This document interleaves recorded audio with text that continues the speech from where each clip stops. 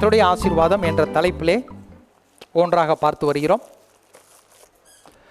தேவன் ஒருவனுக்கு செல்வத்தை முதலாவது பார்த்தோம், இரண்டாவது சம்பத்தை பார்த்தோம், செல்வத்தையும் சம்பத்தையும் மூன்றாவதாக கனம் அதை குறித்து நாம் பார்த்தோம். வராதவர்கள் இப்படி தான் இருக்க வேண்டும் என்று நீங்கள் விளங்கிக் கொள்ள வேண்டும்.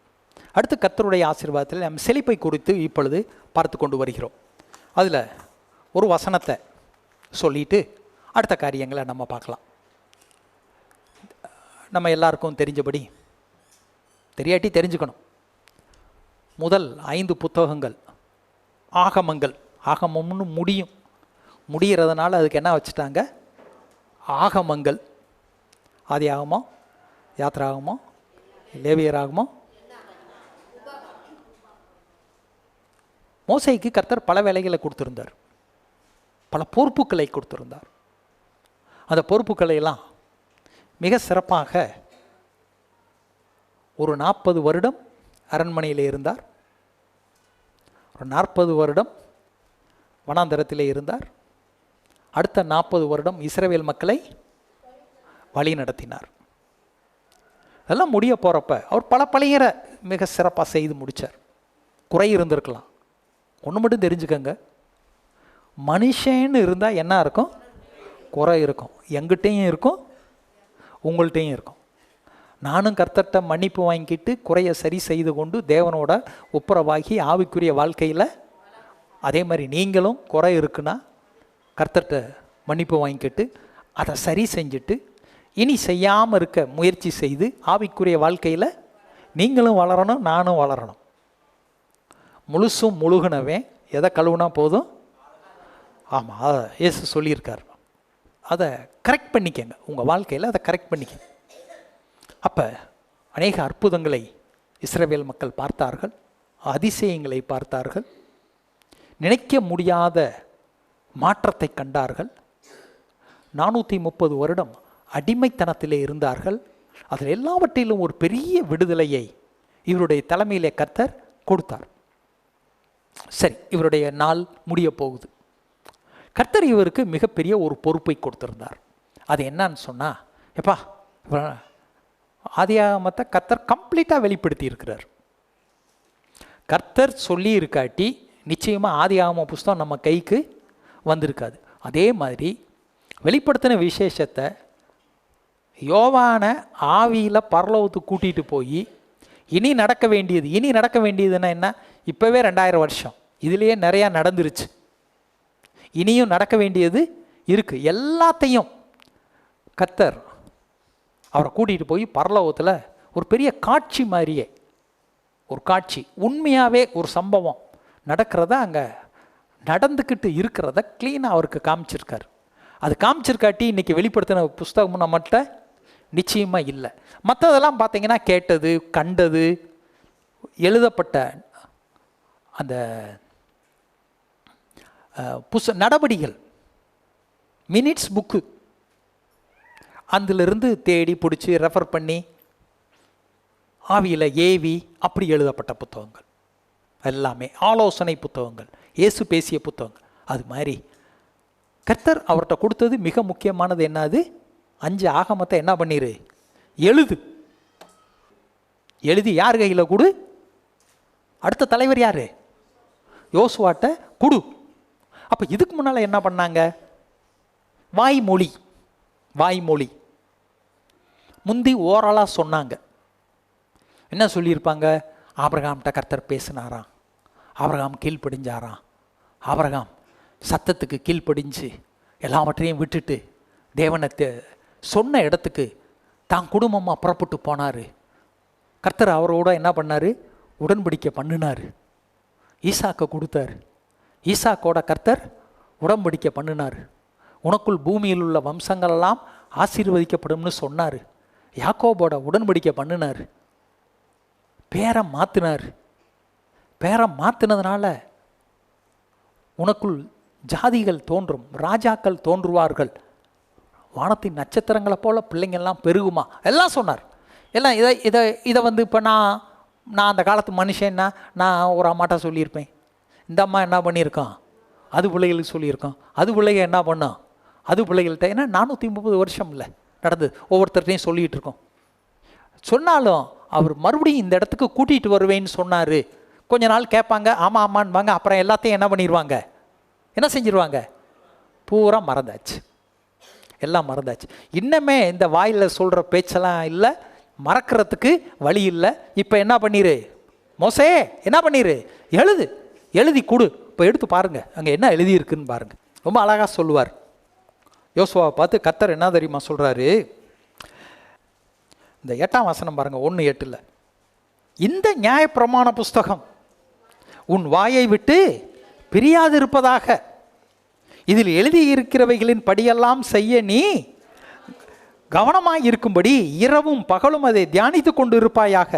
இப்பொழுது நீ உன் வழியை வாய்க்க பண்ணுவாய், அப்பொழுது புத்திமானாயும் நடந்து கொள்வாய். நான் உன் கட்டளையிடவில்லையா? பலங்குண்டு திடமனதாயிரு, திகையாதே, கலங்காதே. நீ போகும் இடமெல்லாம் உன் தேவனாகிய கர்த்தர் உன்னோடு இருக்கிறார். பாருங்க என்ன சொல்றாருலாம், தைரியமாயிரு, நீ போகிற இடமெல்லாம். ஏன்னா இன்னமே தானே கால் வச்சு போகிறாரு, யோர்தானா தாண்டி. புத்திமானா நடப்ப, உன் வழியை வாய்க்க பண்ணுவாய். உங்கள் வழி வாய்க்கணும்னா, நீங்கள் புத்திமானா நடக்கணும்னா, உன் கையின் பிரயாசம் ஆசீர்வதிக்கப்படணும்னா, நீ வெற்றி பெறணும்னா, எல்லாரும் சொல்லுங்க, நான் வெற்றி பெறணும்னா என்ன செய்யணுங்கிறாரு? இந்த புஸ்தகம், எந்த புஸ்தகம்? அன்னைக்கு எத்தனை புஸ்தகம்? 5. இந்த புஸ்தகம் உன் வாயை விட்டு பிரியாதிருப்பதாக, உன் நெஞ்சை விட்டு பிரியாதிருப்பதாக, உன் கையை விட்டு பிரியாதிருப்பதாக. இந்த வார்த்தையைத்தான் சில பேர் என்ன பண்ணிடுறாங்க, வசனமாக எழுதி கையில் தொங்க விட்டுருக்காங்க. ஒரு ஸ்டிக்கர், ரவுண்டு ஸ்டிக்கர் போட்டு வச்சுருக்கிறாங்க, கேலண்டரில் அடித்து. ஏன்னா இப்போ கர்த்தர் சீயோனிலிருந்து உன்னை ஆசீர்வதிப்பார், ஆசீர்வாதம்னு சொல்கிறான். அவங்களே என்ன பண்ணியிருக்காங்க, உன்னை ஆசீர்வதிப்பார். வீட்டில் எழுதி போடு, புக்கில் எழுதி வை, நெஞ்சில் எழுதி வை. கல்லான இருதயத்தை எடுத்து போட்டு சதையான இருதயம். சதையான இருதயம்னா என்ன? அந்த வாசனம் உள்ள வைக்கிற மாதிரி இயேசுவை ஏற்றுக்கொண்டு இந்த வார்த்தையை விட்டு விலகாத. இப்போ பாருங்க, இந்த வார்த்தையின்படி நட. இப்போ நம்ம என்னத்தை பிரசங்கம் பண்ணிட்டு இருக்கோம்? இந்த வார்த்தையை. ஏன் இந்த வார்த்தைக்கு முக்கியத்துவம் கொடுக்குறாரு? தேவனே எப்படித்தான் உலகத்தை படைச்சாரு? வார்த்தையால் படைத்தார். இப்போ உலகத்தை எப்படி சூரியன் சந்திரன்லாம் அங்கே தொங்கிக்கிட்டு இருக்க மாதிரி இருக்குது? வார்த்தையால் வசனத்தால் அதை தாங்கி கொண்டு இருக்கிறார். வசனத்தை சொல்லிட்டாரு, இந்த பாரு வசனம், நீ எல்லாத்தையும் தாங்கி பிடிச்சிக்கன்னு சொல்லிட்டாரு. அது பாட்டுக்கு பிடிச்சிக்கிட்டு இருக்கு. வசனத்துக்கு செவி கொடுக்காத ஒரு ஆள் இருக்கும்னா அந்த ஆள் யாரு? மனுவர்க்கம் தான். மிருகம் கீழ்ப்படியுது, மீன் கீழ்ப்படியுது, கழுதை கீழ்ப்படியுது, காக்கா கீழ்ப்படியுது, எல்லாம் கீழ்ப்படுகிறாங்க. மனுஷன் மட்டும் என்ன பண்ணுவான்? எல்லாத்துக்கும் சரி சரி சரி சரி சரி. அப்புறம் என்னாச்சு? அட பார்க்கலாம், ஏன் போயா வர்றேன், மறந்துடுறாங்க. இந்த வார்த்தை தான் நம்ம பேசிகிட்டு இருக்கோம். என்ன வார்த்தை பேசிகிட்டு இருக்கோம்? ஆசீர்வாதம் என்ற வார்த்தை. போன வாரம் சொன்னேன், எதை சூஸ் பண்ணுறதுன்னு தெரியல. Question answer A or B, true or false தெரியலையே. தப்புதப்பாவில் சொல்லிடுறோம். ஆசீர்வாதத்தையும் சாபத்தையும் உனக்கு முன்பாக வைத்தேன், ஆகையால் எதை தெரிஞ்சுகொள்? ஆசீர்வாதத்தை தெரிந்துகொள் என்று கர்த்தரே சொல்லி கொடுக்குறாரு. ஆன்சரை சொல்லி கொடுத்ததுக்கப்புறம் அப்புறம் நம்ம என்ன பண்ணணும்? இந்த நியாயப்பிரமாண புஸ்தகத்தை விட்டு விலகாத. அன்னைக்கு நியாயப்பிரமாண புஸ்தகம் பெருசாக இருந்திருக்கும், இன்னைக்கெல்லாம் ரொம்ப அழகாக எழுதி கொடுத்துருக்காங்க. இன்னைக்கு இந்த நியாயப்பிரமாண புஸ்தகம்னு சொல்லிட்டு 5 கழட்டி போட்டு விட்டுறக்கூடாது. பழைய ஏற்பாட்டோட போயிருச்சு, முடிஞ்சிருச்சுன்னு சொல்லக்கூடாது. இயேசு எதைத்தான் எடுத்து பேசிக்கிட்டு இருக்காரு? பழைய ஏற்பாடு. பேதுரு எதைத்தான் பேசினாரு? பவுல் எதை பேசினாரு? யோவான் ஸ்நானகன் எதை பேசினாரு? இப்போ நம்ம எதை பேசிக்கிட்டு இருக்கிறோம்? ரெண்டையும் எங்கே வச்சுக்கலாம்? அழகாக வச்சுக்கலாம். ஆனால் என்ன பண்ணுறாங்க? கொண்டுட்டு வர்றதில்லை. ஏன்? வெயிட்டாக இருக்குது. என்னையா பைபிள் கொண்டு வராமல் தயவு செய்து வராதிங்க. நான் என்ன சொல்ல வர்றேன், எல்லா சைஸ்லேயும் பைபிள் வைக்கலான்னு சொல்லி government Bible society of India அடித்து கொடுத்துருக்கு.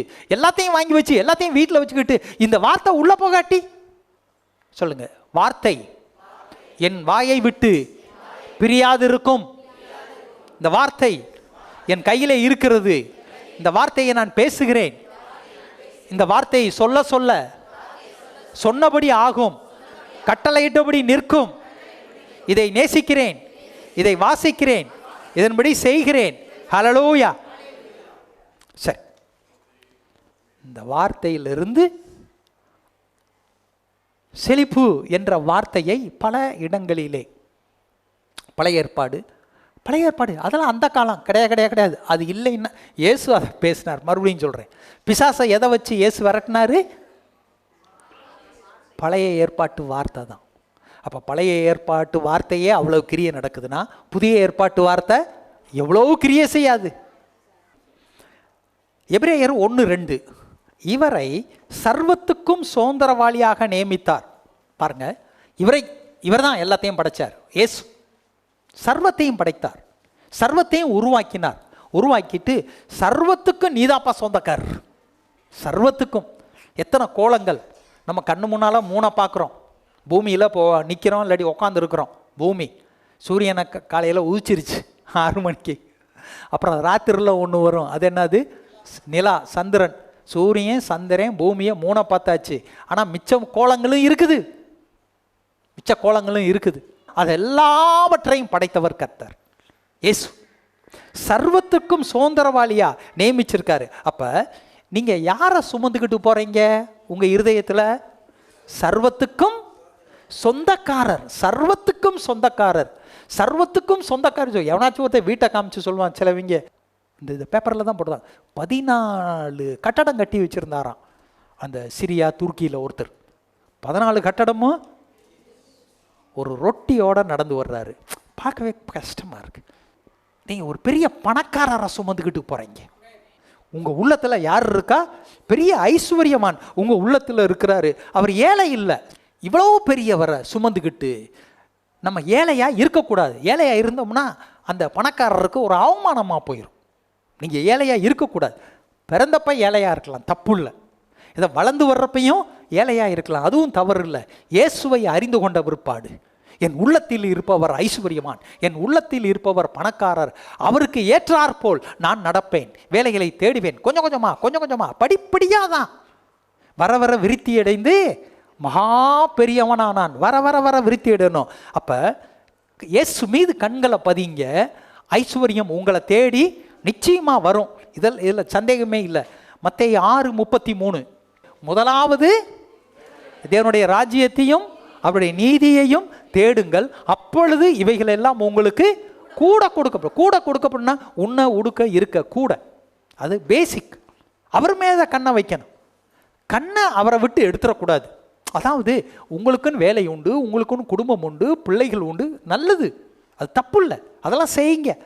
அந்த ராஜ்யத்தை தேடுங்கள். அப்போ அவர் தான் ராஜா, அவர் தான் ராஜ்யத்தை போதிச்சவர். தேவனுடைய ராஜ்யம்னா என்ன? கிறிஸ்தவ பண்புகள், கிறிஸ்தவ ஒழுக்கங்கள், கிறிஸ்தவனுடைய மதிப்பு, கிறிஸ்துவுக்குரிய மேன்மை, வார்த்தைக்குரிய மேன்மை, அது எல்லாம். அப்போ இந்த ராஜ்யம் எங்கே இருக்குது? ஏதோ ராஜ்யம் அங்கே இருக்குது, இந்த ராஜ்யம் இங்கே இருக்குது, அப்படிலாம் நீங்கள் சொல்லிகிட்டு இருக்குங்கிற அவசியம் இல்லை. தேவனுடைய ராஜ்யம் எங்கே இருக்குது சொல்லுங்கள்? இங்கே இருக்குது. அப்போ தேவனுடைய ராஜ்யம் இங்கே இருக்குது. ஒரு ராஜ்யத்துக்கு ராஜானா அப்போ நிச்சயமாக பணக்காரர் தான்.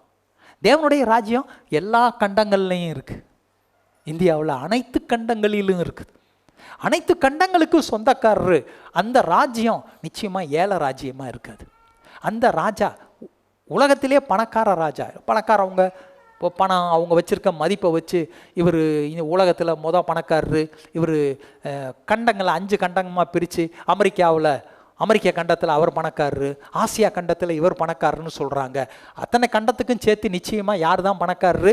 இயேசு தான் பணக்காரராக இருக்கிறாரு. அதனால் உங்களுக்கு வெளியே இப்போ ஒவ்வொருத்தரும் ஒரு ஏரியாவிலேருந்து வருவீங்க. சில ஏரியா பார்த்தீங்கன்னா நீங்கள் வீட்டை விட்டு வெளியே வந்துட்டா அந்த ஏரியாவை பார்த்தாவே எப்படி தான் இருக்கும்? இல்லாமை, வறுமை, ஏழ்மை உங்களை சுற்றி உங்களுக்கு வெளியில் இருக்கலாம். ஆனால் அதை தூக்கி உங்கள் மனசில் வச்சிடக்கூடாது. இங்கே பார்க்கணும், உள்ளத்தில் இருப்பவர் பணக்காரர். அப்போ இவர் மீத கண்ணை வச்சிங்கன்னா உங்களை கட்டாயம் என்ன பண்ணுவார்? உயர்த்துவார், நிச்சயமாக உயர்த்துவார். உங்களை பணக்காரன் ஆக்குகிறவர் உன் உள்ளே இருக்கிறார். அதனால இந்த உள்ளே இருக்கிறவருடைய வார்த்தை, இந்த வார்த்தை உன் வாயை விட்டு பிரியாதிருப்பதாக, அதன்படி செய்ய கவனமாயிரு, கவனமாய்ப்படி. அப்போ உள்ளத்தில் இருக்கிறார், அவர் மீது கண்களை பதியுங்கள். சங்கீதம் 34:5. அவர்கள் யாரு? ஜனங்கள். அவர்கள் அவரை நோக்கி பார்த்து பிரகாசம் அடைந்தார்கள், அவர்களுடைய முகங்கள் வெட்கப்படவில்லை. வெட்கப்பட மாட்டீங்க. கிறிஸ்துவ நோக்கி பார்த்தா, ஜீவனுள்ள தேவனை நோக்கி பார்த்தா முகம் கட்டாயம் என்ன செய்யும்? பிரகாசம். ஏன்? ஆவியிலே உங்களை மறுரூபமாக்குகிறார். எல்லா விதமான அசுத்தங்கள் வெளியேறுகின்றன. அசுத்தம் வெளியேற வெளியேற வீடு வெள்ளை அடித்தோன்னே எப்படி பளிச்சுன்னு இருக்கு, அசுத்தங்கள் எல்லாம் வெளியேறி விட்டன. எனவே ஆவியின் அபிஷேகத்தால் உன்னுடைய முகம் பிரகாசிக்குது. நீ கையிட்டு செய்யும் எல்லா வேலைகளிலும் நீ மேன்மை அடைகிறாய். நிச்சயமாக வெட்கப்பட மாட்டீங்க. பிறர் உங்களை பார்த்து பயப்படுவாங்க. யோசபாத் கர்த்தருக்கு பயந்து வார்த்தையை கேட்டு கீழ்ப்படிஞ்சப்ப பக்கத்து நாட்டுக்காரங்களாம் இவனை கண்டு என்ன பண்ணாங்களா? பயந்தார்கள், பயந்தார்கள். இஸ்ரவேல் மக்கள் கடந்து வரும் பொழுது எல்லா ராஜாக்களும், ஒவ்வொரு நாட்டு ராஜாக்களும் என்ன பண்ணுறாங்க? பயந்தார்கள். ஒருத்தர் என்கிட்ட சொல்லிட்டு வந்தார். ஒரு தடவை அவர் எங்கேயோ சொப்பனம் பார்த்துருக்கிறாரு. சொல்கிறார், எங்கேயோ அவர் ஒரு விசுவாசி. என்கிட்ட சொன்னது ஒரு 20 வருஷத்துக்கு முன்னால். ரோட்டில் அவர் போகிறாராம். அவர் விசுவாசி, இவர் விசுவாசி. சொப்பனத்தில் பார்த்துருக்கார். ரோட்டில் போகிறார். அங்கே பிசாசுக ஒரு கூட்டமாக வருது. இவர் நேராக போகிறாராம். இவர் இயேசுவின் ரத்தம், அவருக்கு முன்னால் வர்றது தெரியல. இயேசுவின் ரத்தம் ஜெயம், இயேசுவின் நாமத்தினாலே நான் தேவனுடைய பிள்ளை, நான் கீழாகாமல் மேலாவேன், வாழாகாமல் தலையாவேன், அவருடைய வார்த்தை என்னிலே இருக்கிறது, சத்தனுடைய சகல வல்லமையிலே மேற்கொள்ள எனக்கு இயேசு அதிகாரம் கொடுத்துருக்கிறார், நான் சொல்ல ஆகும், நான் கட்டளை நிற்கும் அப்படின்னு இவர் போக போக நேராக போகிறாருன்னா அதெல்லாம் என்ன செஞ்சிச்சான்? விலகி போச்சான். நீ முன்னால் வர்றேன்னா யாருக்கு தெரியும்? இருக்கிறவனுக்கு தெரியுமோ தெரியலையோ, யாருக்கு கட்டாயம் தெரியும்? சாத்தானுக்கு தெரியும். அவன் விலகி போவான். அங்கே இருக்கக்கூடிய அந்த ஏழ்மையை பார்த்து அதை உள்ள வைக்கக்கூடாது. அதை விட்டு விலகு. கர்த்தர் மீது கண்களை பதிய வை. அவர் ஐஸ்வர்யவான். அவர் உன்னை வெட்கப்படுத்த விடமாட்டார். உன் முகத்தை அவர் பிரகாசிக்க செய்வார். இயேசுவை குறித்து படத்தை யாரோ ஒரு ஆள் பார்த்துட்டார். என்ன படம் பார்த்தாரு? தாடி வச்சிருக்காரு, முடி 35 வயசுக்குள்ளே எப்படி நீளமாக வந்துச்சு? சரி விடு, முடி நீளமாக இருக்குது. யூதர்கள் அங்கி போட்டிருப்பாங்க. இன்றைக்கும் அராபியர்கள் அங்கி போட்டிருக்காங்க. அது அவங்க ட்ரெஸ்ஸு. அங்கி போட்டிருப்பாங்க. அந்த அங்கியும் ஓட்டை மாதிரி தச்சு போட்டிருப்பாங்க. கையில் என்ன வச்சுருக்காரு? ஒரு கோல், நீல கோல். அப்புறம் இங்கனக்குள்ளே என்ன வச்சுருப்பார்? அதை ஆட்டுக்குட்டியும் எலும்புந்தோಳು மாதிரி போட்டுருவாங்க. இப்போ இதை பார்த்தாவே என்ன தெரியுது? இயேசுநாதர் ஒரு ஏழை. அங்கிலாம் அழுக்கு, அங்கிலாம் கிழிஞ்சிருக்கு. இருக்கிற ஆடும் ஏழை, நோஞ்சா ஆடு. இந்த நோஞ்சா ஆடு, நோஞ்சா இந்த குச்சி இதெல்லாம் பார்த்துப்புட்டு என்ன பண்ணிடுறாங்க? இயேசுநாதர் ஏழை, நானும். அங்கே தான் தப்பு பண்ணுறாங்க விசுவாசிங்க. வசனம் என்ன சொல்லுது? அவரை நோக்கி பார்த்து பிரகாசம் அடைந்தார்கள். அதனால் இந்த நோஞ்சா அப்படிங்கிறத நீங்கள் மனசில் வைக்கக்கூடாது. தாடி வச்சிருக்கிறாரு, ஏழையாக இருக்கிறவங்கள தான் வைக்கிறாங்க. இந்த படத்தை உள்ளே வைக்கக்கூடாது. உள்ளே வச்சிட்டிங்க நீங்கள் கட்டாயம் யாராக மாறிடுவீங்க? ஏழையாக மாறிடுவீங்க. அது எப்படி பாஸ்டர்னா ஏழையாக மாற முடியும்? நீதிமொழிகள் 23:7. அவன் இருதயத்தின் நினைவு எப்படியோ அப்படியே அவன் இருக்கிறான். இருதயத்தில் அவர் ஏழை, அவர் ஏழை, நானும் ஏழை. இந்த படத்தை உள்ளே வச்சிங்கன்னா உன் இருதயத்தின் நினைவுப்படி நீ யாரா போயிடுவ? நிச்சயமாக நீ ஏழையாக போயிடுவ. அதை கழட்டி விட்டுரு. அதனால் ஏழை, நானும் ஒரு ஏழை, இந்த பேச்சுக்கு நம்ம வரக்கூடாது. நான் ஏழையாக இருப்பேன்னு சில பேர் என்ன பண்ணுறாங்க? தீர்மானம் எடுத்துடுறாங்க. சகலத்தையும் உண்டாக்கினவர் ஏழை கிடையாது, சகலத்தையும் உண்டாக்கினவர் நோஞ்சாங் கிடையாது, சகலத்துக்கும் சொந்தக்காரர் ஏழ்மையாக இருக்க முடியாது. அவரை ஏற்றுக்கொண்ட பிள்ளை நீ நிச்சயமாக ஏழையாக இருக்க முடியாது, இருக்கக்கூடாது. சுதந்திரவாளி, சர்வத்திற்கும் சொந்தக்காரர், சுதந்திரவாளி அவர் தான். எல்லாத்தையும் கொடுத்துருக்கிறாரு. அவர் ஏழையாக இருக்க முடியாது.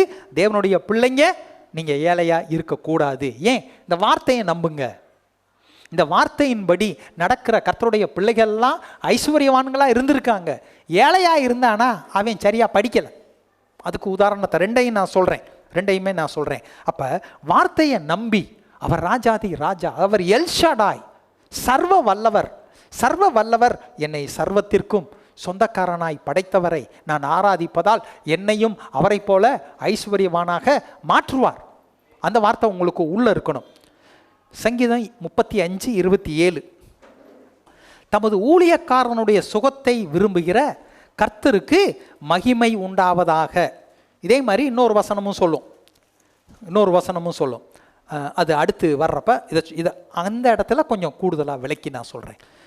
சுகத்தை விரும்புகிற, சுகம்னு சொன்னால் செழிப்புன்னு சொன்னால் ப்ராஸ்பெரிட்டின்னா நான் உங்களுக்கு ஒன்று சொல்லி கொடுக்கக்குள்ள இந்த பேப்பரை அப்படி இப்படி வை, எல்லாம் ரூபா நோட்டாக விழுகும் அப்படி நாங்கள் சொல்லலை.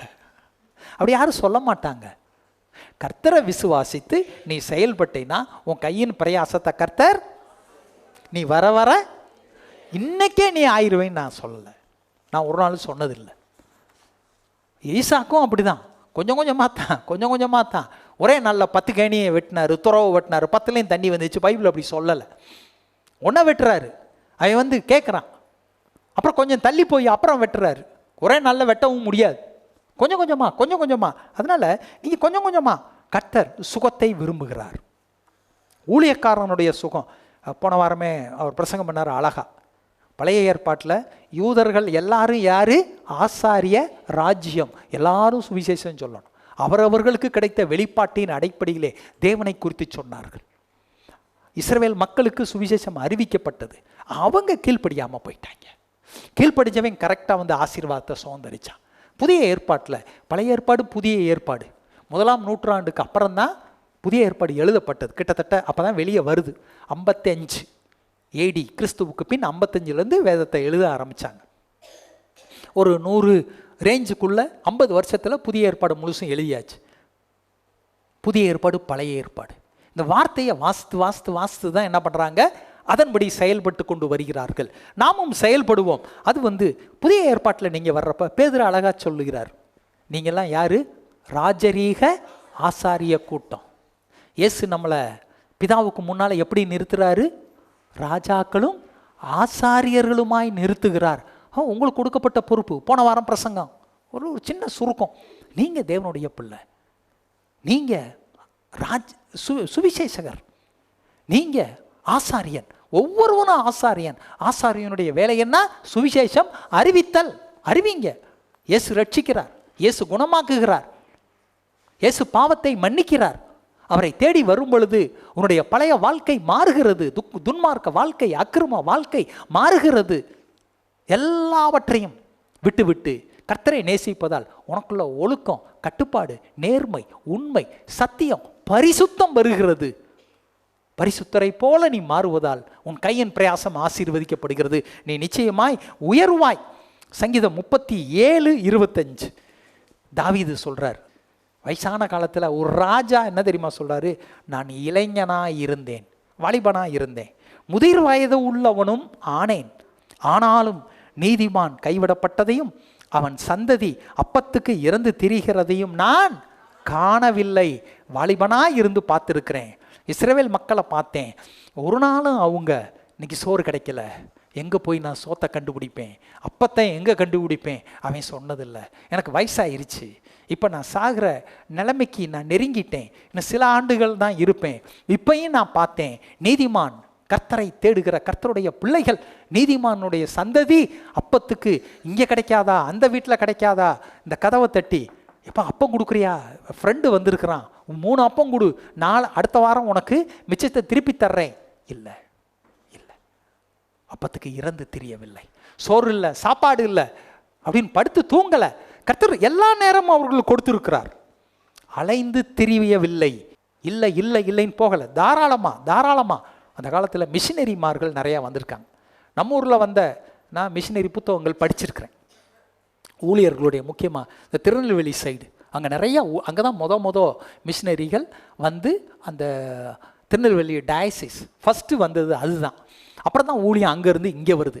தெற்க இருந்து இப்போ ஊழியம் எப்படி வந்துக்கிட்டு இருக்கு, வடக்க வந்துக்கிட்டே இருக்குது. கடைசி வரைக்கும் வடக்க போகணும். நீங்களும் வடக்க போகணும், சுவிசேஷம் அறிவிக்கணும். இருக்கிற இடத்துல அறிவிங்க.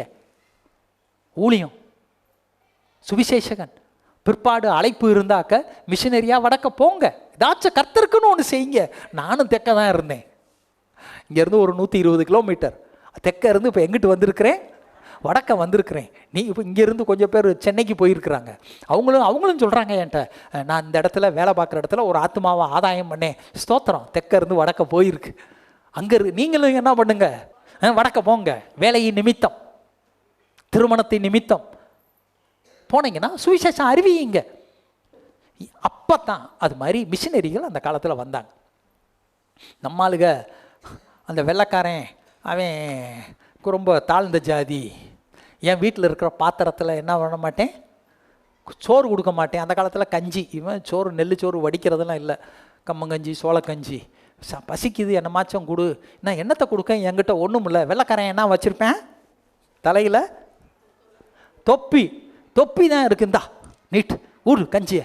இப்போ அவர் என்ன பண்ணுறாரு, தொப்பியில் கஞ்சியை வாங்கி குடித்தார். அன்னைக்கின்னு பசி தீந்துருச்சு, அது உண்மை. ஆனால் ஊழியக்காரன் ஒரு தொப்பியில் வாங்கி குடித்தானா அது கர்த்தருக்கு அவமானம், கர்த்தருக்கு அவமானம். அவமானப்படுத்த வேண்டாம் கர்த்தரை. இல்லை இருந்தால் கொஞ்சம் சாப்பாடு கொடு, இல்லை எனக்கு நீ ஏதாச்சும் சாப்பாடு கொடுப்பியா, சரி எனக்கு இல்லாட்டியும் பரவாயில்ல என் பிள்ளைகளுக்கு கொடுப்பியான்னு சொல்லி அலைந்து திரியக்கூடாது. கர்த்தரை கனவீனம் பண்ணக்கூடாது. தாழ்மையாக இருக்கலாம். தாழ்மைன்னா என்ன, நீ என்ன கொடுத்தாலும் சரி நான் சாப்பிட்றேன், அது தாழ்மை. ஆனால் கர்த்தருடைய பிள்ளைங்களுக்கு அப்படி தாழ்மையாக வாங்கி கொடுக்கறது ஒரு மரியாதை இல்லை. இதோ உலகத்தின் முடிவு பரியந்தமும் சகல நாட்களிலும் நான் உங்களுடனே கூட இருக்கிறேன். கூட கடைசி வரைக்கும் இருக்கிறாரே, உன்னை உயர்த்த மாட்டாரா, உனக்கு செழிப்பை கொடுக்க மாட்டாரா? கர்த்தருடைய பிள்ளைங்க பணம் வைத்தியருக்கு, வக்கீலுக்கு, வட்டி என கொடுக்கக்கூடாது. அனுபவி, நீ சாப்பிடு, நீ திருப்தி அடை, எதிர்காலத்துக்கு சேமிச்சு வை. யோசேப்பை மறந்துடாத. யோசேப்பு 7 வருஷம் சேமித்து வச்சான். அந்த நாட்டு மக்கள், சுற்றி இருக்கக்கூடிய நாட்டு மக்கள் அந்த தானியத்தை வாங்க வரும் பொழுது எல்லாருக்கும் கொடுத்தான். 2வது வருஷம் தீந்து போச்சு, கோதுமை இல்லை, நான் என்ன பண்ணுறதுன்னு அழுதானா? இல்லையே, இன்னும் தள்ளி இருக்கிற அந்த களஞ்சியை திறந்து அதை கொடு.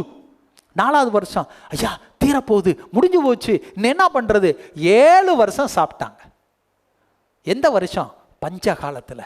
சேமித்து வைங்க, எல்லா நாளும் நீங்கள் சாப்பிட்டு திருப்தி அடைவீர்கள், மிச்சம் இருக்கும். ஏசுனார் மிச்சம் தான் வச்சாரு. சொன்னார், நான் உன்னை விட்டு விலகுவதும் இல்லை, உன்னை கைவிடுவதும் இல்லை. எங்கள் அப்பா பணக்காரருங்கிற தைரியம் பிள்ளைகளுக்கு இருக்குது பாருங்க.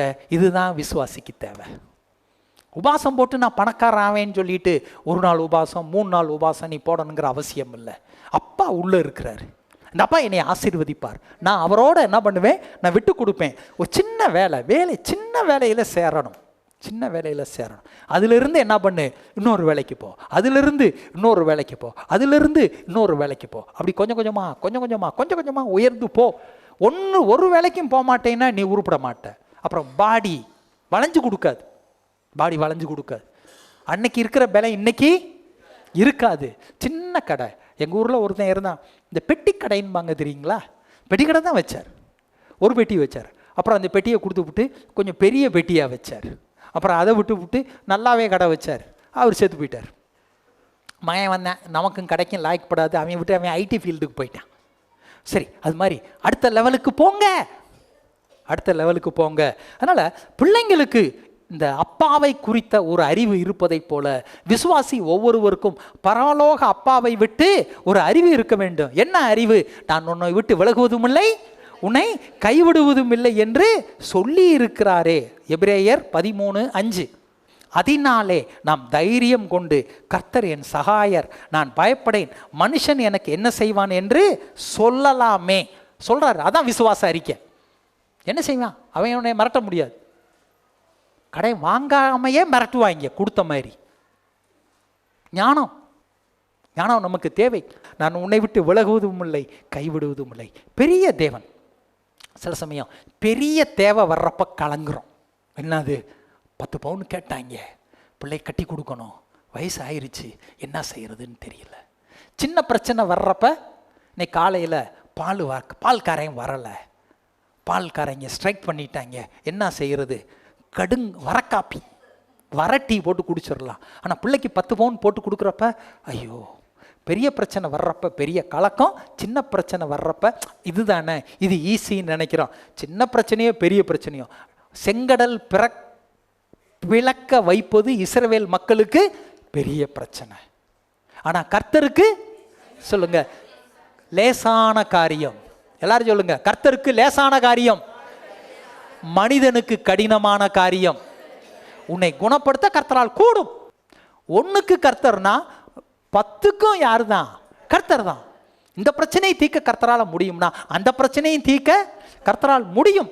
நீ அவர் மேல முழு விசுவாசத்தை வச்சுக்க. 2 நாளாகமம் 14:11 பலமுள்ளவனுக்கு ஆகிலும் பலன் அற்றவனுக்கு ஆகிலும் உதவி செய்கிறது கர்த்தருக்கு லேசான காரியம். அப்ப அவ்வளோ பெரிய கர்த்தர் உள்ள இருக்கிறார். வச்சுக்கங்க. பாருங்க, ரோமர்கள் பேதுருக்கிட்ட வர்றாங்க. எப்ப பேதுரு மார்ச் மாதம் 30ஆம் தேதி முடிஞ்சு போச்சு, 31 முடிஞ்சிருச்சு. இப்போ வரி கட்டுற நேரம் வந்துருச்சு. என்னையா நீ உங்கள் போதகர் உங்கள் குருவானவர் அவங்களெல்லாம் வரி கட்டுறது இல்லையா அப்படின்னு இப்போ யாரை பார்த்து கேட்டாச்சு? பேதுருவை கேட்டாச்சு. சரி, இப்போ பேதுரு வந்து யாரை கேட்க வருவார்? இயேசுவை கேட்க வருவார். வீட்டுக்குள்ளே வர்றார். பாருங்க, கர்த்தர் உடனே மத்தேயு 17:25 அவன் வீட்டிற்குள் வந்தபோது அவன் பேசுகிறதற்கு முன்னமே இயேசு அவனை நோக்கி, சீமோனே, உனக்கு எப்படி தோன்றுகிறது? பூமியின் ராஜாக்கள் தீர்வையையும் வரியையும் தங்கள் பிள்ளைகளிடத்திலோ அந்நியரிடத்திலோ யாரிடத்தில் வாங்குகிறார்கள் என்று கேட்டார். அதற்கு பேதுரு, அந்நியரிடத்தில் வாங்குகிறார்கள் என்றான். இயேசு அவனை நோக்கி, அப்படியானால் பிள்ளைகள் அதை செலுத்த வேண்டுவது இல்லையே. இப்போ இயேசு என்ன சொல்றாரு? நம்ம யார் வீட்டு பிள்ளைங்க? ராஜா வீட்டு பிள்ளைகள். பூமியின் ராஜாக்கள் வரியை தங்கள் பிள்ளைகளிடத்திலோ, ராஜா வீட்டு பிள்ளை. எல்லாரும் சொல்லுங்க, நான் ராஜா வீட்டு பிள்ளை. தேவன் என்னுடைய ராஜா, நான் தேவனுடைய ராஜ்யத்தின் பிரஜை, நான் அவருடைய பிள்ளை, அவரோடு உடன் சுதந்திரவாளி. நீங்க அனுபவிக்கத்தான் உங்களை கர்த்தர் அழைச்சிருக்கிறார். இப்ப இயேசுவின் குடும்பத்தில் ராஜாவின் பிள்ளைகள். ஏழைன்னு சொல்லக்கூடாது, நான் பிச்சைக்காரன்னு சொல்லக்கூடாது, என்கிட்ட ஒன்றும் இல்லை, எப்போ கேட்டாலும் ஒன்றும் இல்லைன்னு சொல்லக்கூடாது. விதவை என்ன சொன்னா? உன்கிட்ட என்னமா இருக்கு? ஒரு குடம் என்ன, எல்லாமே இல்லை, ஆனால் அது இருக்குல்ல, இல்லாததே சொல்லக்கூடாது. அதனால் குடம் என்ன இருக்கு, என்ன இருக்கோ அதைத்தான் கர்த்தர் பழுகி பெருக வைக்க முடியும். அதனால் கேட்குறாரு, பிச்சைக்காரன் ஏழை சொல்லாத, அறிக்கையே பண்ணாத. ஏன்? உன் இருதயத்தின் நினைவு எப்படியோ அப்படியே உனக்கு ஆயிரும். வார்த்தையை கரெக்டாக நீங்கள் சொல்லி பழகிக்கிங்க. அப்போ ஏழைன்னு சொன்னால் கர்த்தருக்கு உங்கள் நடவடிக்கை கௌரவமாக இல்லை, கண்ணியமாக இல்லை. ஒரு உதாரணத்துக்கு, ஒரு கல்யாண வீட்டுக்கு போகிறீங்க, யாரை பார்த்தாலும் ட்ரெஸ்ஸு எப்படி இருக்கும்? சும்மா ஜிக்கு ஜிக்கு ஜிக்கு ஜிக்கு ஜிக்கு ஜிக்குன்னு இருக்கும். ஒரு சாதாரணமாக கொஞ்சம் லேசாக ஒரு அயன் பண்ணாமல் போட்டு வந்தால் எப்படி இருக்கும் ட்ரெஸ்ஸு? எல்லாரும் என்ன பண்ணுவாங்க? அப்படி பார்ப்பாங்க. இருக்கிற ட்ரெஸ்ஸில் கொஞ்சம் நல்ல ட்ரெஸ்ஸை வாரம் புதுசு போடுன்னு நான் சொல்லலை, இருக்கிறதுல கொஞ்சம் நல்லா துவைச்சு கொஞ்சம் சுத்தமாக போட்டு வந்தால் நல்லாயிருக்கும். நல்லாயிருக்கும், இட்ஸ் ஓகே, குட். எங்கே போகிற? சர்ச்சுக்கு போகிறேன். யாரை ஆராதிக்க?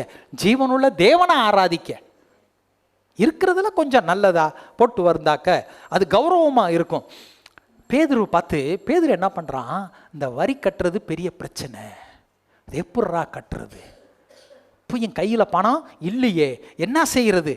27 சொல்லுது, ஆகிலும் நாம் அவர்களுக்கு இடரெல்லாம் இராதபடிக்கு நீ கடலுக்கு போய் தூண்டில் போட்டு முதலாவது அகப்படுகிற மீனை பிடித்து அதை வாயை திறந்துவார், ஒரு வெள்ளி பணத்தை காண்பாய், அதை எடுத்து எனக்காகவும் உனக்காகவும் அவர்களிடத்தில் கொடு. பாருங்க, நம்ம என்ன செய்யணும், நமக்கு பணம் எங்கேருந்து வரணும் அப்படின்னு இயேசு என்ன பண்ணிட்டாரு? முன்கூட்டியே ஆயத்தப்படுத்தி. பேதுரு அருமையான வாலிபன், கல்யாணம் பண்ணவன். இப்போ கல்யாணம் பண்ணுற வரைக்கும் கடலுக்கு போயிருக்கார், திபேரியா கடல். அந்த கலிலேயாவை சுற்றி மீன் பிடிச்சிருக்கார். அவர் எத்தனையோ தடவை மீனை பிடிச்சி எத்தனையோ டன்னு கணக்கில் மீனை விற்றுருக்காரு, கருவாடு போட்டு விற்றுருக்காரு. ஆனால் எப்போ அறுத்தாலும் அது உள்ளுக்குள்ளே குடலு தான் இருந்துச்சு, வேறு எதுவும் இல்லை. பேதுரு கொஞ்சம் கூட நினைக்கல. இல்லந்தோறும் கல்விங்கிற மாதிரி நான் சில சமயம் வண்டியில் போகிறப்ப பார்த்துருக்கேன். இந்த ஏடிஎம் மிஷினோட சில லாரிக வீட்டுக்கு வரும், அது தெருவில் நிப்பாட்டி வச்சுருவாங்க. அந்த ஏரியாவில் போய் என்ன பண்ணிக்கலாம்? பணம் எடுத்துக்கலாம். மொபைல் ஏடிஎம் வேன் நடமாடும் நடமாடும் பண வங்கி, நடமாடும் வங்கி. ஏடிஎம் பக்கத்தில் இருக்கணும், போய் அழகாக எடுத்துக்கலாம். அது மாதிரி மொபைல் பேங்க் தண்ணிக்குள்ளே இருக்குது. கொஞ்சம் கூட அவன் எதிர்பார்த்துருக்க மாட்டான். வாயை திறந்து சொன்னபடி பார்த்தா உள்ள என்ன இருக்குது? வெள்ளி பணம். பணத்தை எடுத்து என்ன பண்ணிட்டான்? டேக்ஸ் அவன் கொட்டிட்டான். கர்த்தர் முன்னாலேயே ஏற்படுத்தி வச்சுட்டார். நீ எதுக்கும் வருத்தப்படாத. கனவு கூட காண்டிருக்க மாட்டான் இந்த அளவு கிடைக்கும்னு சொல்லி. ஆனால் கர்த்தர் அப்படித்தான் செஞ்சார். நினையாத நேரத்திலே அற்புதம் செய்கிறவர் கர்த்தர். தேவன் அல்லவா உயர்த்துகிறவர். இந்த முதல்ல நான் சொன்ன வசனம் இப்போ வருது. 3 யோவான் 2ஆம் வசனம் சொல்லுது, பிரியமானவனே, உன் ஆத்துமா வாழ்வதை போல நீ எல்லாவற்றிலும் வாழ்ந்து சுகமாக இருக்கும்படி வேண்டுகிறேன். இங்கே இந்த வசனத்தில் என்ன இருக்குனாக்க, அழைக்கிறப்ப எப்படி அழைக்கிறாரு? பிரியமானவனே. இப்போ எல்லாருக்கும் தெரியும் சகை, அவர் வரி வசூலிக்கிறாரு. வரி வசூலிக்கிற நம்ம ஊரில் கலெக்டர் அப்படிங்கிற மாதிரி அந்த அந்தஸ்தில் இருக்கிறார். ஆனால் என்ன நிறையா வாங்கிட்டாரு? நிறையா லஞ்சம் வாங்கிட்டார். டேபிளுக்கு கீழே நிறையா வாங்கிட்டார். வீட்டில் பாதி ஜாமானுக்கு மேலே அந்த பணம் தான். கமிஷன் வைக்கலாம், கமிஷன் வைக்கணும், நியாயம். ஆனால் அளவு கடந்த கமிஷன், அளவு கடந்த கமிஷன். ஏமாத்துறான். இயேசு அவனை பார்த்த உடனே, ஊழல்வாதியே, அக்கிரமக்காரனே, ஊரை ஏமாத்தினவனே, ஏழைகளை கொள்ளையடிச்சவனே அப்படின்னு இயேசு சொன்னாரா? இயேசுவே சொல்லலையே, நம்ம ஏன் சொல்லணும்? கூப்பிடுறப்பவே சகைவே அவனை சொல்ல, இவனும் ஆபிரகாமின் குமாரன் சொல்றார் பாருங்க. சகைவே அவனை சொல்ல, இவனும் ஆபிரகாமின் குமாரன் சொல்றார் பாருங்க. உபச்சாரத்தில் ஸ்திரியை பிடிச்சிட்டு வந்துட்டாங்க. அவரும் தீர்ப்பு சொல்லிட்டாரு. பார்த்து அந்த ஸ்திரியே, ஒருவரும் உன்னை ஆக்கினைக்குள்ளாக தீர்க்கவில்லையா? யார் கல்லை விட்டு எரியலையா? இல்லை ஆண்டவரே. அவர் எப்படி சொல்றாரு? ஸ்திரீயே, ஆனால் பாவம் செய்யாத, இனி செய்யாதேன்னு சொல்லி அனுப்பிச்சி விட்டார்ல. உடனே அப்படி இப்படி 10 வரி போட்டாரா அவ செய்கிற செயல்களை எல்லாம் சொல்லி? இல்லை இல்லை, கண்ணும் கருத்துமா நீங்களும் நல்ல கௌரவமாக சொல்லுங்கள், பிரியமானவனே. அவர் எழுதுறார், காயுவுக்கு எழுதுறாரு, அதை நமக்கு தான் எழுதுறாரு. என்னது? பிரியமானவளே, பிரியமானவனே, உன் ஆத்துமா தான் வாழணும். கர்த்தருக்குள்ள, வார்த்தையில், சத்தியத்தில், நேர்மையில், உண்மையில், மேன்மையில், இதில் வளர்கிற மாதிரி நீ வளர்ந்து எல்லாவற்றிலும் வாழ்ந்து, அதான் செழிப்பாக வாழ்ந்து சுகமாக இருக்கும்படி செழிப்பு. ஆவியில் மட்டும் வளர்ந்தா பார்த்தா அந்நிய பாஷை பேசுகிறாங்க, ஆராதிக்கிறாங்க, அருமையாக செய்கிறாங்க, ஏழையாக இருக்கிறாங்க. நோ நோ நோ, இது வாழ்கிற மாதிரி பணத்துலேயும் நீ என்ன பண்ணு? நீ வாழணும். வீடு வசதிகள்லேயும் நீ வாழணும். வயல் சிலருக்கு வயல் கூடுதலாக வாங்கு, விவசாயம் நல்லா செய்யு. அதனால் எல்லாரையும் பார்த்து பாவியேன்னு அவர் கூப்பிடலை. தேவனுடைய பிள்ளையே, பிரியமானவனே, உருப்படாதவனேன்னு அனுப்பலை.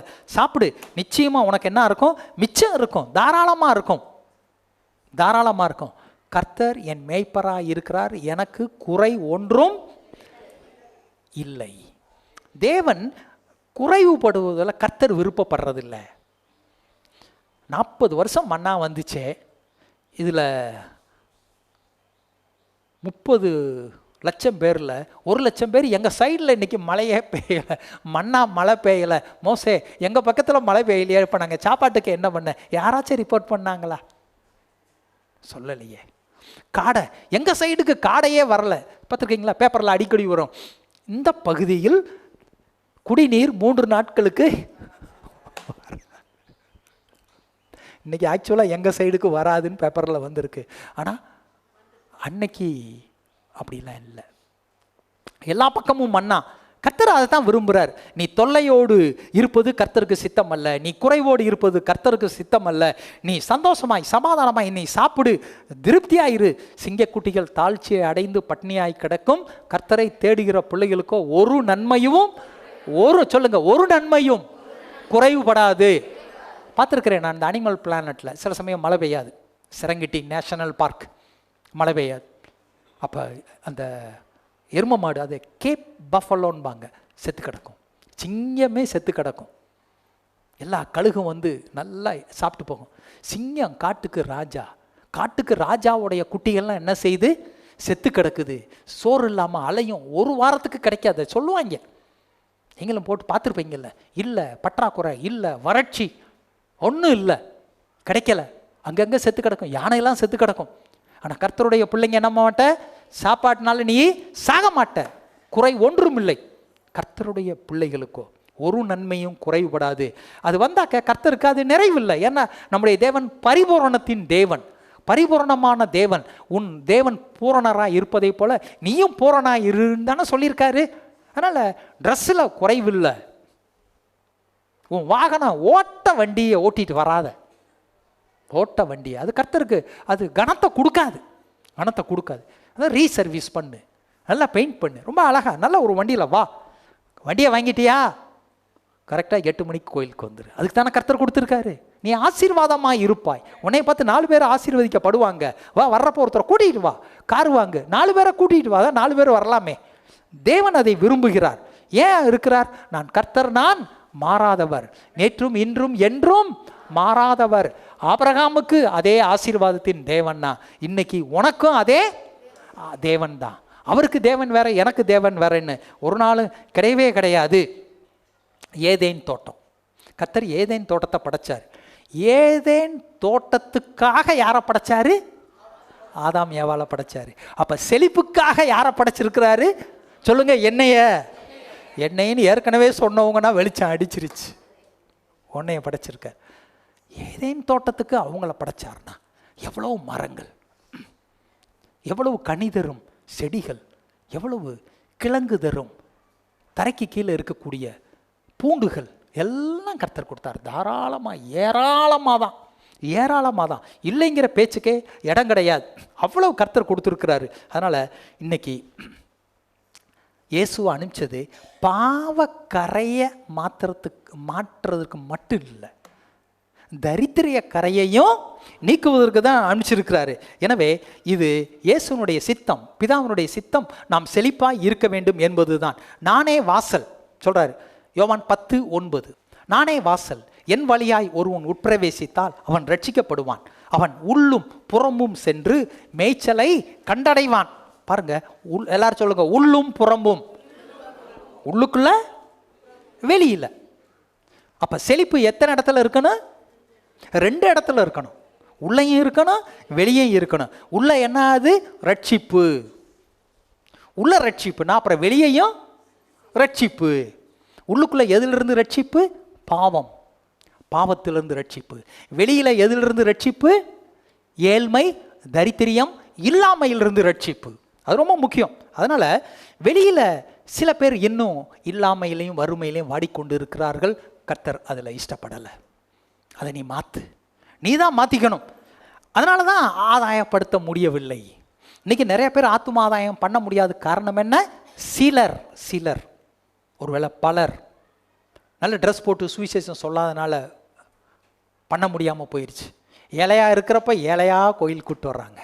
அப்போ வெளியில் எப்படி இருந்தால் தான் என்னங்கிறது முக்கியம் இல்லை, உள்ளே எப்படி இருக்கிறையோ அதே மாதிரி வெளியேயும் இருக்கிற. அது என்ன? அது உள்ளேயும் மேய்ச்சல், வெளியேயும் மேய்ச்சல். உள்ளேயும் செழிப்பு, வெளியேயும் செழிப்பு. உள்ளேயும் கொழுமை, வெளியேயும் கொழுமை. இதை யாரும் தடை செய்ய வேணாம். நம்ம ரட்சிப்புக்கு நம்ம ஒரு தடையாக இருக்க வேணாம். ரட்சிப்புனா என்ன தெரியுமா? பிரசங்கத்தை முடிக்கிறேன். ரட்சிப்புனா என்ன தெரியுமா? அதுக்கு ஒரு பேக்கேஜ்னு சொல்லுவாங்க. பேக்கேஜ்னா என்னது?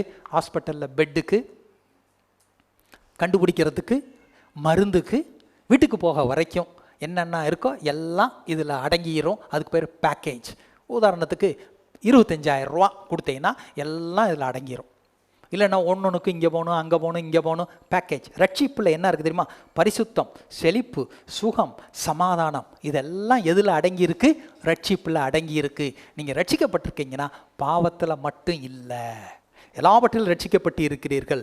தமது முதலே சொல்லிட்டேன், தமது ஊழியக்காரனுடைய சுகத்தைனா செழிப்பை விரும்புகிற கர்த்தருக்கு மகிமை உண்டாவதாக என்று எப்போதும் சொல்லக்கடவன். இந்த தாவீது உதாரணத்தை சொல்லி நான் பிரசங்கத்தை முடிக்கிறேன். சாமுவேல் அவரை ராஜாவா அபிஷேகம் பண்ண போகிறார். ஏற்கனவே இருக்கக்கூடிய 7 பேர் அண்ணன், அவன் வாட்ட சாட்டமாக இருக்கிறான், அப்படி ஜோராக இருக்கிறான், டிப் டாப்பாக ஆல் பாடி எல்லாம். அதில் 4-5 பேரை என்ன பண்ணியாச்சு, மிலிட்ரிக்கு போயிட்டாங்க வாட்ட சாட்டமாக. அவன் சேனாதிபதியாக இருக்கான், ஒருத்தன் 100க்கு அதிபதியாக இருக்கிறான், ஒருத்தன் மெய் காப்பாளனாக இருக்கிறான், எல்லாம் சும்மா வாட்ட சாட்டம். உங்கள் அப்பா பார்த்தாரு, அவங்க தான் கவர்மெண்ட் வேலை. இந்த மாப்பிள்ளைகள்லாம் பொண்ணு கேட்குறப்ப பார்த்துருக்குறீங்களா? கவர்மெண்ட் வேலை பார்க்குறாரா? இல்லை, என் பிள்ளைய தரமாட்டேன். கவர்மெண்ட் மாப்பிள்ளைன்னா நான் 20 பவுன் போட்டு தருவேன், கார் வாங்கி தருவேன், வீடு தருவேன். இல்லைங்க ப்ரைவேட்டில் நான் தரமாட்டேன். சில பேர் இப்படியே உட்கார வச்சுருக்காங்க. எங்கப்பா பிள்ளைங்க இவ்வளவுதானா? அவங்க அப்பாவுக்கே கவலை இல்லை, ஒருத்தன் அங்கே இருக்கிறான்னு சொல்லிட்டு யாரும் முக்கியத்துவம் கொடுக்கல. வாலிபன் இளைஞன் ஆடு மேய்க்கிறாரு. ஆடு மேய்க்கிறப்ப அவங்க மேய்ச்சிக்கிட்டு ஒரு ஊர்லேருந்து இன்னொரு ஊர், ஒரு இடத்துலேருந்து இன்னொரு இடம், அப்படி தான் போவாங்க. நல்ல ஒரு கட்டிலில் தூங்க முடியாது. நினச்ச நேரத்தில் அந்த குடிக்கிற தண்ணி அந்த இதில் தோல் பேக்கு, வாட்டர் பேக்கில் இருக்காது. நினச்ச நேரத்தில் இந்த அப்பமெல்லாம் காஞ்சி வறண்டு போயிருக்கும், நினச்சாப்பில் கிடைக்காது, காட்டு மேட்டில் தான் இருக்கணும். இது இருக்கிறப்ப இதோட விட்டுச்சா ஒரு தடவை என்ன வருது, கரடி ஆட்டை பிடிச்சிட்டு போகுது. ஆட்டையும் காப்பாற்றிட்டாரு, கரடியையும் கொன்னுட்டாரு. சத்தம் ஸ்தோத்திரம் அல்லேலூயா. அடுத்த நாள் என்ன வருது, சிங்கம் வருது, ஆட்டை பிடிக்குது, ஆட்டையும் காப்பாற்றிட்டாரு, சிங்கத்தையும் கொன்று போட்டார். இவ்வளோ வேலைகை இருக்குது. அப்புறம் சும்மா இருக்கணும், ஆடு புல் மேய்ஞ்சிக்கிட்டு இருக்கோம். ஒரு இசைக்கருவியை இசைச்சு என்ன பண்ணுவேன், கர்த்தரை துதிப்பேன். கர்த்தரை என்ன ஒரு நாளைக்கு துதிப்பேன் அப்புறம் தூங்கிடுவேன், அப்படி இல்லை. கர்த்தரை எக்காலத்திலும் ஸ்தோத்தரிப்பேன். அவர் இருக்கிற ஓய்வு நேரம் பூரா என்ன பண்ணார், தூதி இயேசுவை தூதி பாடுறாரு, துதிக்கிறாரு. இன்றைக்கும் சங்கீத புஸ்தகம் வாசிக்கிறப்ப விருப்பப்பட்டு வாசிக்கிறது காரணம் என்ன, உண்மையான சம்பவம். எல்லாம் துக்க நேரத்திலும் வேதனை நேரத்திலும் அவர் செஞ்சிருக்கிறாரு. அவர் பாடி துதிச்சு, நீர் என்னை காண்கிற தேவன் எப்பயும் அவர் சொல்லிக்கிட்டே இருக்கிறாரு. அப்பா அனுப்பிச்சு விடுறாரு, வா நீ தாண்டா. வந்த உடனே கர்த்தர் என்ன சொல்றாரு, இவன் தான் எழுந்து இவனை அபிஷேகம் பண்ணு. எந்திரிக்கிறாரு, அவனை அபிஷேகம் பண்றாரு. தகப்பன் மறந்துட்டான், ஆனா கர்த்தர் என்ன செய்யல, மறக்கல. உங்களை கர்த்தர் மறக்கல. ஆட்டுக்கு பின்னால் அவனை இருக்கிறவனை கூட்டிகிட்டு போய் ஜனங்களுக்கு யாராக மாத்துறாரு, அதிபதியாக மாத்துறாரு. கர்த்தருடைய சித்தம். தேவாலயம் கட்டுறப்ப அதிக பொருள் பொன் வெள்ளி கொடுத்தது இவன் தான். கர்த்தர் உயர்த்தினார், கர்த்தர் அவனை ஆசீர்வதித்தார். கர்த்தர் கனம் பண்ணி அவனை உயர்த்தி, மூத்தவர்களுக்கு சரீர தகுதி இருக்கு, ஆனால் ஐஸ்வர்யத்தில் உயர்த்துறதுக்கு அவங்களுக்கு தகுதி இல்லை. ஏன் கர்த்தரை கேட்க முடியாது? ஏன் கர்த்தர் அந்த பிரதரை ஆசீர்வச்சிருக்காரு, அந்த சிஸ்டரை ஆசீர்வச்சிருக்காரு, இந்த சிஸ்டரை ஆசீர்வச்சிருக்காரு, இந்த பக்கமெல்லாம் விட்டுட்டாரு? கர்த்தரை தான் கேட்கணும். அதுக்கு பதில் நம்மள்கிட்ட இல்லை. ஏசாவை வெறுத்தேன், யாக்கோபை நேசித்தேன். ஏன்லாம் கேட்க முடியாது கர்த்தர்கிட்ட, அது அவருடைய சித்தம். அதனால் உங்களை பணக்காரனாக மாற்றாமல் இருப்பதற்கு சில காரணம் இருக்கலாம், அதை மாற்றுங்க. நீங்கள் மாற்றி கர்த்தருடைய சித்தம், நான் செழிப்பில் இருக்க வேண்டியது, ஆதியிலிருந்தே கர்த்தருடைய சித்தம் நான் செழிப்பாக இருப்பது. எனவே நான் கர்த்தரை எப்போதும் இவன் துதித்து கொண்டிருந்ததால் கர்த்தர் அவனை உயர்த்தினார். எனவே கர்த்தரை விசுவாசியுங்கள், கர்த்தரை தேடுங்கள், கர்த்தருடைய பிள்ளைகளாக இருங்கள். கர்த்தர் உங்களை உயர்த்தி மேன்மைப்படுத்தி, போதாது இல்லை இப்படியே வச்சுக்க, இதை வச்சு அட்ஜஸ்ட் பண்ணிக்கன்னு சொல்கிறவர் அல்ல. நிறைவு, பூரணம், பரிபூரணம் கர்த்தருடைய சித்தம். வர வர விருத்தி அடைந்தான், மகா பெரியவனானான், அது கர்த்தருடைய சித்தம். ஸோ இவ்வளவு நேரமும் வாஸ்த பல வசனங்கள்லேருந்து என்னத்தை தெரிஞ்சுக்கிட்டோம், அவருடைய சித்தம் என்ன, அது செழிப்பு. நீங்கள் செழிப்பாய் இருங்கள், படிப்படியாக ஆரம்பிங்க. இதுவரைக்கும் இல்லைனாலும் இந்த ராஜாவை உள்ள பாருங்க, இந்த வசனத்தை கடைப்பிடிங்க, கர்த்தர் உயர்த்துவார்கள்.